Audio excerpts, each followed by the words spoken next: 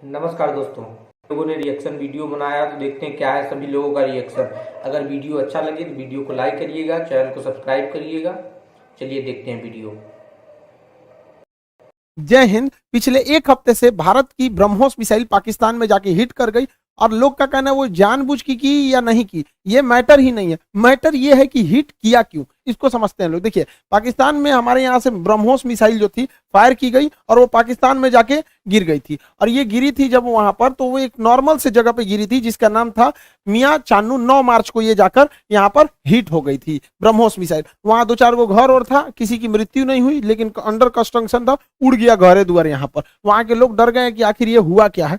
तो उसके बाद वहां पर जो inter service public relation officer होते हैं, ISPR, कहीं पे भी देखिएगा तो एक PR ऑफिसर होता है, PR पब्लिक रिलेशन। यही लोग सारे लोग पब्लिक से कांटेक्ट करते हैं। जैसे मीडिया वाले को पास भी एक पूरी की पूरी PR टीम होती है। अब किसी मीडिया वाले को मान के हमारा इंटरव्यू लेना है, खान सर का इंटरव्यू, तो उन लोग को क्या पता, वो अपने PR टीम को बोलेंगे कि खान सर का नंबर निकालो, बताओ कहाँ बात करना है। तो वो PR टीम ही काम करती है। तो हर डिपार्टमेंट का एक PR ऑफिसर होता है, पब्लिक रिलेशन ऑफिसर, वही बताता है क्या हो रहा है क्या नहीं हो रहा है, एक तरह का प्रवक्ता होता है। तो इन्होंने कहा कि हमारी टेरिटरी में एक पता नहीं अनआइडेंटिफाई कोई ऑब्जेक्ट घुस गया, 4 मिनट तक उड़ते रहा, प्रोजेक्टाइल था, वो आया गिर गया, किसी की जान माल की क्षति नहीं हुई है, हमने उसे पूरी रडार में ट्रैक किया, आके वो यहाँ पे गिर गया। ये इन लोग का स्टेटमेंट था।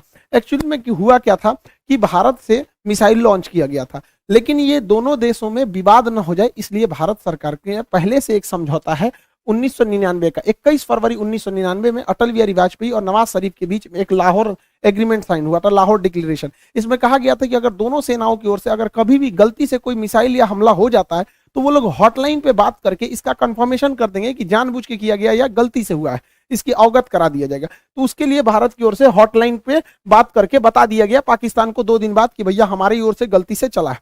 अब ये हॉटलाइन क्या होता है? ये हॉटलाइन फोन में कभी रिंग नहीं बजते। आप जैसे मोबाइल में डायल करते हैं किसी को, तो सोचो पहले बोलेगा नमस्कार, भारत ने 150 करोड़ कोविड टीकाकरण पार कर लिया, 175 करोड़। उसमें ये सब कोई रिंगटोन नहीं होता है, वो फिक्स होता है। करना कहाँ है, हॉटलाइन होते हैं, उसमें 4-5 नंबर ही, मतलब लिमिटेड नंबर होते हैं, वहीं फोन करना। एक बार फोन करेंगे तो पटाख से वहां लग जाएगा। तो हमेशा इमरजेंसी में होता है। अगर हम कहीं किसी पे फोन पे बात कर रहे हैं और कोई नॉर्मल आदमी हमको कॉल करेगा तो उसको वेटिंग बता देगा, लेकिन अगर हॉटलाइन से कॉल करेगा तो जिससे हम बात कर रहे हो तो उसका फोन कट जाएगा और डायरेक्ट आ जाएगा मेरे पास आदेश। तो ये हॉटलाइन 2 देशों के बीच में होता है। मुख्यमंत्री जब कॉल करते हैं तो हॉटलाइन से कर सकते हैं, प्रधानमंत्री वगैरह। तो हॉटलाइन से भारत सरकार ने उन्हें बता दिया कि ऐसा ऐसा हुआ है। शुरुआत में ये मामला दब गया था, लेकिन पाकिस्तान के लोगों को लगा कि उनकी तो मेरी बेइज्जती हो गई, किसी ने आया पूरा बजा के चला गया, इसकी जांच होनी चाहिए। अब ये भाई साहब ये कर रहे हैं कि इसकी जांच कराएंगे हम, कैसे मिसाइल आया और ऐसे हमारे देश के अंदर घुस गया 124 किलोमीटर। अब ये मामला लेके जाएंगे यूएनओ में सिक्योरिटी काउंसिल में उठाएंगे, रूस से कहेंगे, चाइना से कहेंगे, इस्लामिक ऑर्गेनाइजेशन के देशों से कहेंगे। इन लोग का कहना है कि यूएनओ तक में ये मामला उठेगा कि आखिर ये मिसाइल आया क्यों। ये गधा पाकिस्तान उसी चाल में फंस गया जिसमें हम इसे फंसाना चाहते थे। हम ये चाहते थे कि पाकिस्तान इस पर बवाल करे और ये मामला इंटरनेशनल हो, लेकिन इन गधों के यहाँ पता नहीं कोई इंटरनेशनल रिलेशन पढ़ाता भी है कि नहीं, इन गधों को कुछ नहीं पता, ये हल्ला कर दिए हैं। एक्चुअल में ये मिस फायर नहीं था, ये डायरेक्ट फायर किया गया था जानबूझ के। हम आपको कुछ प्रूफ देते हैं, आप समझिए क्यों डायरेक्ट फायर किया गया था। यह मिसाइल जब उड़ती है हरियाणा से, तो यहां से लगभग हरियाणा पंजाब के बॉर्डर से 2 मिनट तक इंडिया में रहती है, फिर ये कर्व करके पाकिस्तान में जाती है, 4 मिनट तक ये पाकिस्तान में फ्लाई करती है। अब ये बताइए, जो मिसाइल ऑपरेटर इसे 4 मिनट तक फ्लाई कर रहा है, तो भारत में जो मिसाइल ऑपरेटर, उसे भी पता है कि वो इंडिया का बॉर्डर छोड़ दिया और पाकिस्तान में जा चुका है। तो पहला बात कि जब वो 4 मिनट तक दुश्मन की टेरिटरी में घुसा कैसे, ये इंडिया वाले को तो पहले से पता था। एक और गलती क्या थी, सेल्फ डिस्ट्रॉइंग सिस्टम होता है। जब कभी भी मिसाइल अपने रास्ते से भटकता है तो उसे मिसाइल के अंदर ऑटोमेटिक डेटोनेटर लगा होता है जो मिसाइल को रास्ते में ही ब्लास्ट कर देता है, जिससे कोई नुकसान नहीं होता है। तो किसी भी मिसाइल को मारने से पहले उस मिसाइल का एक ऑपरेटर रूम होता है, उस ऑपरेटर रूम से उस मिसाइल को फायर किया जाता है। फायर करने के बाद वो ऑपरेटर इस मिसाइल को रडार पर देखता है, अगर रास्ता भटकता है तो सेल्फ फायर कर देता है।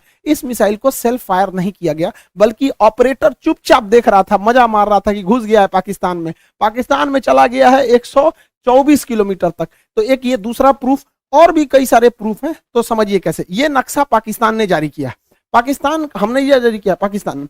इसमें जो तीर का निशान है ये दिखा रहा है मिसाइल किस तरह आया और कैसे ये यहां से जाकर यहाँ मियां चन्नू पे जाके गिर गया। यहाँ पर देखिए कैसे मिसाइल ने सबसे पहले अपने से अगर मिस फायर होगा तो सीधे जाएगा, अपने से मिस फायर होगा तो सीधे, ये टर्न नहीं मार सकता है अपने से, माल फंक्शन की वजह से, गड़बड़ी की वजह से 90 डिग्री का कर्व नहीं मार सकता जब तक उसको पाथ फाइंड नहीं किया गया होगा, पहले से नहीं बताया गया। तो पहला 90 डिग्री टर्न अपने से नहीं मारा गया होगा। दूसरा, इस मिसाइल में कोऑर्डिनेशन फिक्स था, किसी भी मिसाइल को मारने से पहले उसका जीपीएस लोकेशन कोऑर्डिनेशन फिक्स किया जाता है कि यहीं पर जाना है, लेकिन इसमें कोई बारूद नहीं था। देखिए अमूमन यही होता है कि पहले उसमें बारूद यानी वारहेड भरा जाता है, पहले उसमें वारहेड भरा जाता है, तो इसमें वारहेड था नहीं। जब वारहेड भर दिया जाता है तब उस मिसाइल में फीड किया जाता है कि इस मिसाइल को जाना कहाँ है, तो इस मिसाइल में जाना कहाँ है ये फीड कर दिया गया था और वारहेड नहीं फीड किया गया था। और जाना भी कहाँ है, मियां चन्नू पे। यहाँ ना कोई स्ट्रेटेजिक लोकेशन है, ना कोई सेना का स्कूल है, कुछ भी ऐसा नहीं है। जानबूझ के भारत ने मिसाइल का वारहेड हटाया कि किसी की जान माल की हानि ना हो, और ऐसे जगह को चुन लिया जहां कोई स्ट्रेटेजिक महत्व नहीं है कि बवाल ना होगा, बस हमें मिसाइल घुसा के बवाल करना था, भयंकर बवाल नहीं कराना था। एक और देखिएगा, इस मिसाइल को अगर देखेंगे तो 104 किलोमीटर से ज्यादा ये भारत में रही है, 124 किलोमीटर गई है, उसके बाद भी ये एक्स्ट्रा गई है, यानी इस मिसाइल की रेंज जो थी वो 290 किलोमीटर ही है। इस मिसाइल की रेंज 290 किलोमीटर, लेकिन ससुराई ब्रह्मोस मिसाइल 320 किलोमीटर कैसे चल गया? लगभग ये 30 से 40 किलोमीटर एक्स्ट्रा चला है। देखिए ये पाकिस्तान का ही नक्शा ही दिखा रहा है कि 33 किलोमीटर एक्स्ट्रा चल गया है। बवाल है भैया, रेंज से 33 कैसे? तो कोई भी चीज को फेंकते हैं तो जब रेंज खत्म हो जाता है तो आराम से गिरता है, तो ब्रह्मोस और आगे गया था यहाँ पर। इस दौरान भी इसे सेल्फ डिस्ट्रॉय नहीं किया गया, यानी भारत से बैठ के ऑपरेशन टुकुर टुकुर देख रहा था, जानबूझ के किया गया है इसको। अगला देखिए, और भी ये खुद पाकिस्तान कर रहा है, उसको समझाते हैं। ये उनके ISPR है, inter service public relation, ISPR। समझ में आ गया? ISPR समझो तोरा नहीं पता अभी यहाँ पे। पहला इनका कहना है कि हम उस पर नजर बनाए हुए थे। देखिए इन निकम्मों को, इसके देश में 124 किलोमीटर कोई मिसाइल घुस गई, इसको ये लोग अपने रडार में बस नजर बनाए हुए थे। ये खुद कह रहा है कि हमने बस उसको ट्रैक किया, उसको 124 किलोमीटर, क्योंकि उस मिसाइल की रफ्तार इतनी ज्यादा थी, 3 मैक की थी, कि हम उसे मार के नहीं गिराए। जबकि जब भी कोई एयरफोर्स में कोई दूसरी देश का जहाज या कुछ भी हॉस्टाइल सिचुएशन में कोई चीज एंट्री करता है तो स्टैंडर्ड ऑफ प्रोसीजर SOP जो कहता है कि सबसे पहले उसको मार के गिराओ। तो इन लोगों ने मारा नहीं वहां पर। 124 किलोमीटर जब ये घुसा है तो कई बड़े शहरों के ऊपर से क्रॉस करके गुजरा है, कई हाई वैल्यू टारगेट को क्रॉस करके गुजरा है, क्या पता वहीं गिर जाता। तो इससे यह साबित हो जाता है कि इनके पास ब्रह्मोस को मार के गिराने की क्षमता है ही नहीं, वरना इतने हाई वैल्यू टारगेट के ऊपर से गया है, वहीं गिर जाता तब क्या हो जाता। ब्रह्मोस न्यूक्लियर कैपेबल मिसाइल है, यानी इनके देश के ऊपर से इतनी बड़ी मिसाइल चली गई। ये लोग केवल और केवल बेशरम लोग कह रहे हैं कि हम उसे ट्रैक कर रहे थे। करते रहो ट्रैक, यहां से इतना डिग्री कर्व मार के तुम्हारे यहाँ आके गिर गया। पाकिस्तान इसे मार के गिरा भी नहीं सकता, क्योंकि ब्रह्मोस 3 मैक से चलती है। इसके पाकिस्तान के पास चाइनीज रडार है, इन चाइनीज रडार की हेल्प से इसके पास 2 तरह के मिसाइल क्षमता है। एक HQ-7 है, ये 30 से 40 किलोमीटर की दूर की मिसाइलों को मारता है। एक HQ-9 है, ये लगभग 150 किलोमीटर मार सकता है। ये दोनों चाइना का है, ये सबको पता नहीं चला कहाँ चल गया यहाँ पे, इन सब किसी काम का नहीं। अब इससे चाइना भी घुस आया है, क्योंकि उसका ऑर्डर दे रखा था। चाइना पूरी दुनिया को ऑर्डर दिया था कि भैया हमारा HQ-9 डिफेंस सिस्टम बहुत अच्छा है, ले लो। अब पूरी दुनिया ने उसको ऑर्डर कैंसिल कर दिया कि सोचा तोरा कोने काम का मिसाइल है। भारत का ब्रह्मोस घुस गया है वहां पर, अब ये घुस आया है पाकिस्तान के ऊपर, कि सोचा तो पाकिस्तान इसको कह रहा है तोरा मिसाइल फायर नहीं हुआ तो हम क्या करें। अब फिलीपीन ने ऑर्डर दे दिया था ब्रह्मोस को, अब वियतनाम भी कह रहा है हमको भी चाहिए, इंडोनेशिया कह रहा है हमको भी चाहिए, ताइवान कह रहा है हमको भी चाहिए। अब ब्रह्मोस एकदम जबरदस्त है यहाँ पर।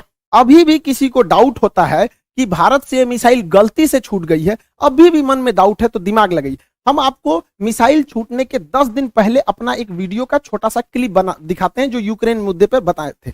उसको जरा ध्यान से देखिए और दिमाग लगाइए, आपको खुद पता चल जाएगा कि भारत ने मिसाइल जानबूझ के मारा था। इस दुविधा में हम लोग हैं कि अमेरिका का साथ दे कि रूस का साथ दे। इसके लिए सबसे अच्छा रास्ता क्या होता है समझिए। मान के चलिए हमारे 2 बहुत करीबी आदमी हैं, उन दोनों का बियाह पड़ गया, वो कह रहा है कि हमरे बियाह में आना, वो कह रहा है हमरे बियाह में जाएगा, तो भैया हम एक में जाएंगे तो दूसरा से संबंध खराब हो जाएगा। एक काम करते हैं, वही दिन हम अपने बियाह कर लेते हैं, बातें खत्म हो जाएगा, भैया हम अपने बियाह में बिजी थे। इसी वजह से सबसे अच्छा तरीका है, ना हम रूस के फेवर में जाएंगे और ना ही हम अमेरिका के फेवर में जाएंगे। सबसे अच्छा तरीका है मोदी जी को अपनी सेना को बोलिए कि गलवान घाटी में 2 किलोमीटर आगे घुस जाए, गलवान घाटी में जैसे 2 किलोमीटर आगे घुसेगी, लड़ाई तो करना नहीं है, उलझा के रखना है। 2 किलोमीटर जहां आगे घुसेगी उधर से चाइना वाले घुस जाएंगे, फिर वैसे ही स्टैंड ऑफ हो जाएगा। 2-3 महीना चलेगा, अमेरिका कहेगा ए बोलना रे रूस को, हम कुछ जी करें, हम तो खुदे लड़ रहे हैं चाइना से यहाँ पे, तो हमला दोनों शांत के शांत रहेगा। आपको क्या लगता है भारत को इधर उलझा देना चाहिए कि नहीं देना चाहिए? वरना आप मना करेंगे तो कोई ना कोई देश इस तरह से आपको कहेगा कि भैया हमारा साथ दो, उससे अच्छा हम खुद उलझे हुए हैं, बातें खत्म। अब समझ में आ गया, हम लोगों को इस इंटरनेशनल कचड़ा में नहीं पड़ना था कि रूस का साथ दे, कि यूक्रेन का दे, कि नाटो का, कि अमेरिका का। इसलिए हम खुद बोले थे कि भारत को कहीं ना कहीं हमला कर देना चाहिए, ताकि हम लोग खुद ही इंटरनेशनल प्रेशर से बच जाएं। आज पूरी दुनिया नहीं करिए कि आप हमें जेलेंस्की का साथ दीजिए, नाटो का साथ दीजिए, कुछ नहीं कर रहा है। अब हम लोग यूक्रेन मारने से हट गए हैं क्योंकि पाकिस्तान इसे इंटरनेशनलाइजेशन कर रहा है और हम लोग बच गए यहाँ पे। मोदी जी कभी कभी मेरी बात मान लेते हैं, कभी कभी, लेकिन बहुत कभी कभी बहुत बवाल के बाद मानते हैं। अभी देखिए पिछली बार रेलवे में पूरा बवाल हुआ, तब जाके उन्होंने अपना नोटिफिकेशन जारी किया, उसमें भी 2-4% इधर उधर करिए दिए हैं वहां पर भी रेलवे वाले में। और एयरफोर्स की वैकेंसी अभी रिजल्ट अभी तक रोक के रखे हैं। भैया ये एयरफोर्स वाले हैं, इन लोग को पढ़ा हम लोग बैठे हुए हैं, भेजिए, उड़ाए सब जहाज, मारे सब यहाँ पर। कितना लोग को हम लोग रोक के रखे यहाँ पर, तो कम से कम एयरफोर्स की तो रिजल्ट क्लियर करना चाहिए। मान जाते हैं मोदी जी बतिया, जैसे हमला करने वाला कैसे बोले 10 दिन में मान गए यहाँ पर, तो कभी कभी मानते हैं, कभी कभी नहीं मानते। अब पाकिस्तान धमकी दे रहा है कि हम इस मिसाइल का रिवर्स इंजीनियरिंग कर देंगे। दूर कहीं का रिवर्स इंजीनियरिंग करेगा, जब भारत ने इतना स्ट्रेटजी बना के मारा था। तो देखिए रिवर्स इंजीनियरिंग में जहाज का मेन चीज क्या होता है, उसका इंजन, पूरा इंजन तबाह हो गया, इंजन पूरी तरह तबाह हो गया। जो सीकर होता है, जो रडार होता है आगे, वो जहाज के अगवे लगा रहता है, वो थुथुर में पूरी तरह से उधिया गया है यहाँ पर। इसका जो सॉफ्टवेयर है, बिना सॉफ्टवेयर का जहाज उड़बे नहीं करता है, बिना सॉफ्टवेयर का मिसाइल नहीं उड़ सकता है, मोबाइल काम ही नहीं करता बिना सॉफ्टवेयर के। इनके सॉफ्टवेयर कहाँ है? तो अभी भी मिसाइल को देखिए, मिसाइल अपने से डिस्ट्रॉय नहीं हुई है, जानबूझ के इसे छोड़ा गया। तो पाकिस्तान कर रहा है, ये किस धातु का बना है ये हम पता कर लेंगे। रे ससुराल लोल, अगर तुम ये पता कर लेगा किस धातु का है, तो तुम अभी तक बना चुका रहता कि किस धातु का है। धातु पता करके बता, इंटरनेट पे मिलता है, हमरा से पूछ लियो, आके हमसे पूछ लियो। केमिस्ट्री में जब मेटलर्जी चैप्टर पढ़ाएंगे ना, धातु कर्म चैप्टर पढ़ाएंगे, धातु शोधन, सांद्रण, निस्तापन, भंजन, वहीं बता देंगे मेटलर्जी में तुमको। ब्रह्मोस का खोजेंगे लोल कहीं का, कौन सी बचल है ब्रह्मोस में? कुछ नहीं मिलने वाला है। लेकिन हाँ, ये बवाल कहेगा हमने ब्रह्मोस का कॉपी बना लिया, अमेरिका के टॉमहॉक का हमने कॉपी किया था, हमने कॉपी बना लिया। ऐसा कुछ कॉपी नहीं बना पाएंगे, क्योंकि बहुत ही टफ इंजीनियरिंग होती है इसके अंदर। आपका आगे का जो रैमजेट इंजन है ये बर्बाद हो चुका है, फ्यूल सिस्टम बर्बाद हो चुका है, प्रोपल्सन सिस्टम बर्बाद हो चुका है, नेविगेशन सिस्टम बर्बाद हो चुका है। खाली खोपड़िया मिलेगा तो ही बना लेंगे मिसाइल। यहाँ पर गुलेल बनाना है, देख के बना लेंगे, लोल कहीं के यहाँ पर मिसाइल बना लेंगे। और तुम बना, भारत के पास पहले मिसाइल बनाने के बाद परीक्षण केंद्र जो था वो पोखरण में था, यहाँ परीक्षण करते थे, चांदीपुर में परीक्षण करते थे, व्हीलर द्वीप जिसका नाम कलाम द्वीप है उड़ीसा का, इसे करते थे। फिर नया जो था कर्नाटक के चित्रदुर्ग में परीक्षण करते थे। 4 जगह हम लोग का परीक्षण केंद्र था। अभी नया 5वां परीक्षण केंद्र खुल गया है पाकिस्तान। अब हम लोग हमेशा कभी कभी इधर परीक्षण करते रहेंगे ब्रह्मोस वगैरह का। और पाकिस्तान का नया सरदर जो है ब्रह्मोस जो है, वो नेवी से तो मार ही सकता है, एयरफोर्स से मार ही सकता है।